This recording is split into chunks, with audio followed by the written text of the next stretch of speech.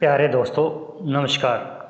दोस्तों, हम सब परम चेतना हैं, लेकिन हमारा चेतना पर अधिकार नहीं है। चेतना पर अधिकार चेतना के पार होकर ही मिल सकता है। तो हमें चेतना पर अधिकार कैसे मिल सकता है, आइए इसी बारे में विचार करते हैं।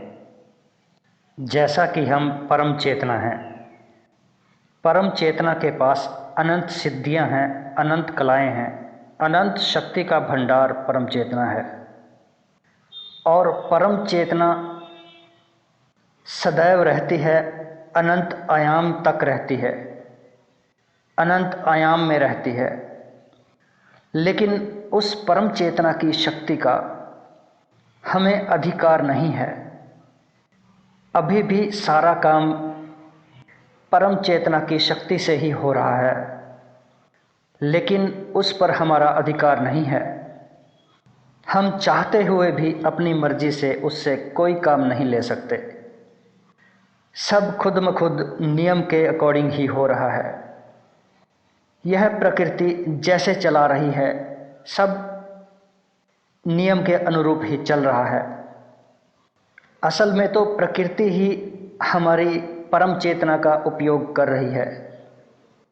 हमारे पास शक्ति होते हुए भी उसका उपयोग कोई और कर रहा है। परम चेतना के पास इतनी सिद्धियां, इतने आयाम और इतनी कलाएं होती हैं कि वो अनंत ब्रह्मांडों में जो चाहे वो कर सकती है। लेकिन जब से परम शून्य से इसकी उत्पत्ति होती है और परम शून्य में समाने तक यह बंधन में पड़ी रहती है। अब इतनी शक्ति होते हुए भी यह क्यों बंधन में रहती है? क्योंकि इसने अपनी क्षमता को कभी पहचाना ही नहीं कि यह अधिकार करने की कितनी क्षमता रखती है। लेकिन यह वो कैसे जान सकती है?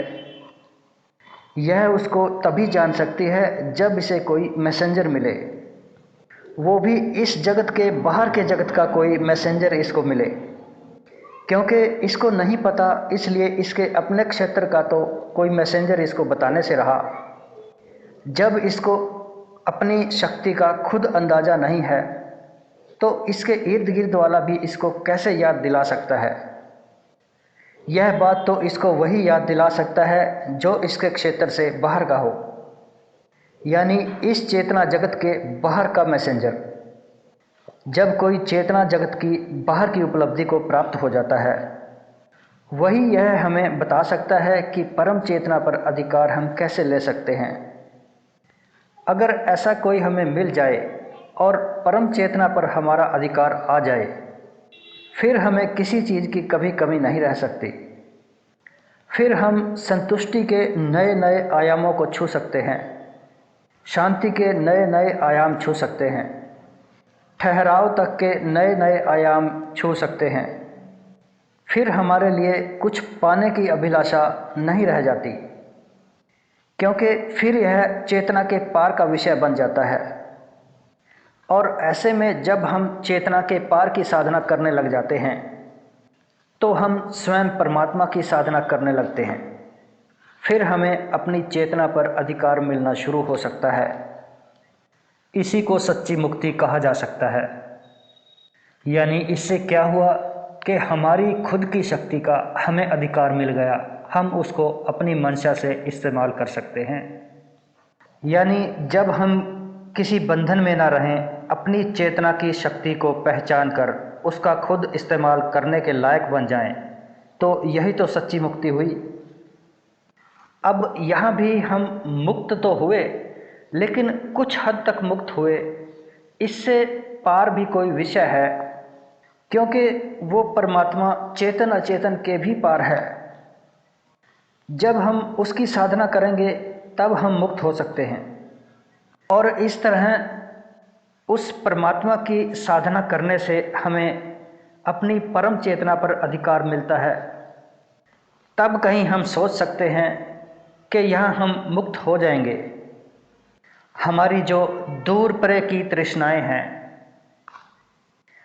उन सब को पूर्ण शांत करके तृप्त हो सकते हैं। और हम तृप्त होकर मुक्ति की ओर होंगे।